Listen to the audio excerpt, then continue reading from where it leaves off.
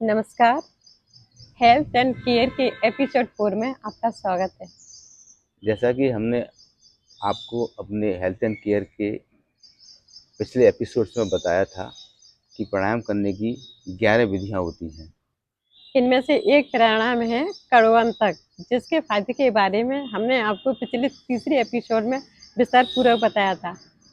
आज हम आपको ये बताएंगे कि ये कर्ण रोगांतक प्राणायाम करते कैसे हैं। इस प्राणायाम को सदैव बैठ कर करें, खड़े होकर कभी ना करें। खड़े होकर करने से, क्योंकि प्रारंभ में इस प्राणायाम में एक डिजीनेस यानी कि सर घूमने जैसा, चक्कर आने जैसा आपको महसूस होगा, लेकिन घबराए ना। ये इस प्राणायाम की सामान्य प्रक्रिया है और जब आप कुछ करते रहेंगे, 10-20 बार कर लेंगे, तब फिर आप खड़े होकर भी कर सकते हैं। पहले सीधा बैठें और रीढ़ की हड्डी को सीधा रखें और सर को 90 डिग्री एंगल पर सीधा रखें। एक खास बात, किसी भी प्राणायाम को करते समय, कोई भी प्राणायाम हो, हमेशा अपना सर 90 डिग्री एंगल रखना है आपको। आपकी जो ट्रैकिया है, इसको विंड पाइप बोलते हैं, ये कभी मुड़ना नहीं चाहिए, कभी मुड़ना नहीं चाहिए। हमेशा 90 डिग्री एंगल होना चाहिए किसी प्राणायाम को करते समय। अब हम इस प्राणायाम को करना शुरुआत करते हैं। पहला स्टेप, एक सामान्य सांस लें। अब एक गहरी सांस पूरी ताकत के साथ फेफड़ों में भरें।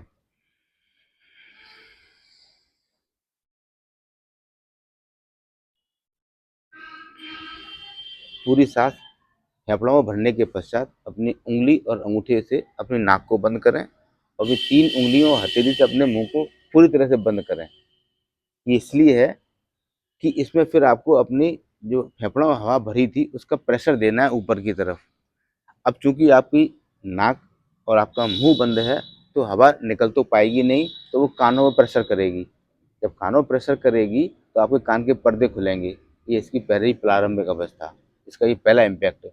फिर ये धीरे धीरे धीरे धीरे आपकी आंखों पे इम्पैक्ट देगी, आपकी ये पिट्यूटरी ग्लैंड पे इम्पैक्ट देगी, और फिर आपके ये गले पे इम्पैक्ट देगी, आपकी आपके फेफड़ों पे इम्पैक्ट देगी।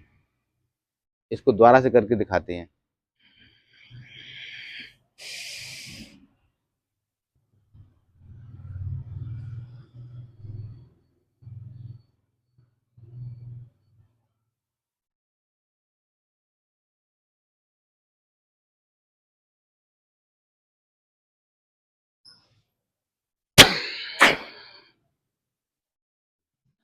अब एक बार फिर हम आपको इसको करके दिखाते हैं।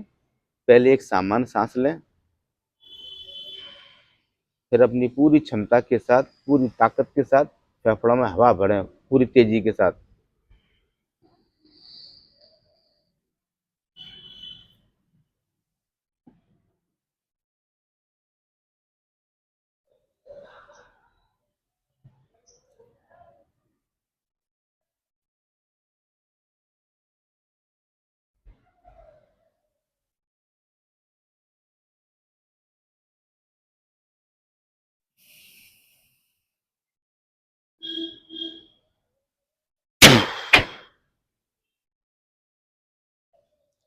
ये इसका एक चक्र है।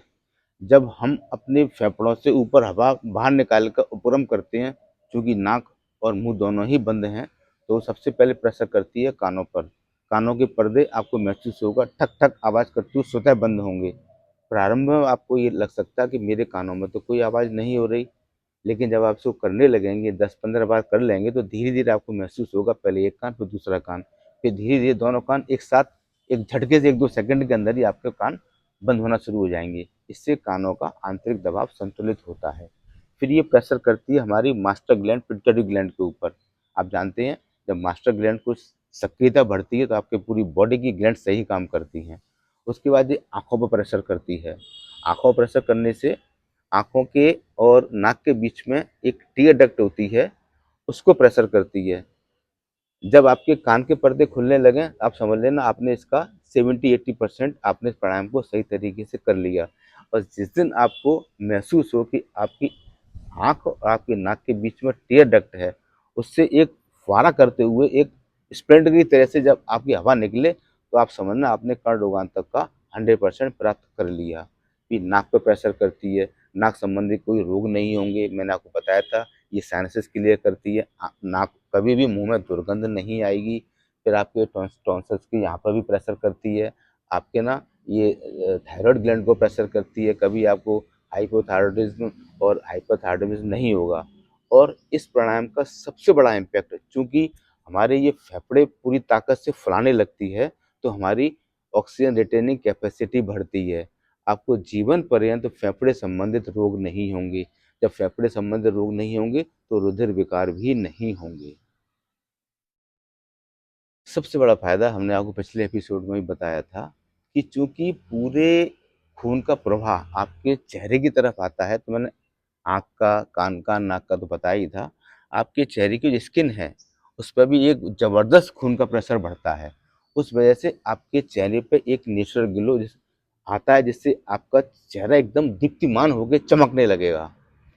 इसीलिए मैंने बताया था कि इस प्राणायाम को करने से फेशियल करने की आवश्यकता नहीं पड़ेगी। ठीक बात, ठीक बात।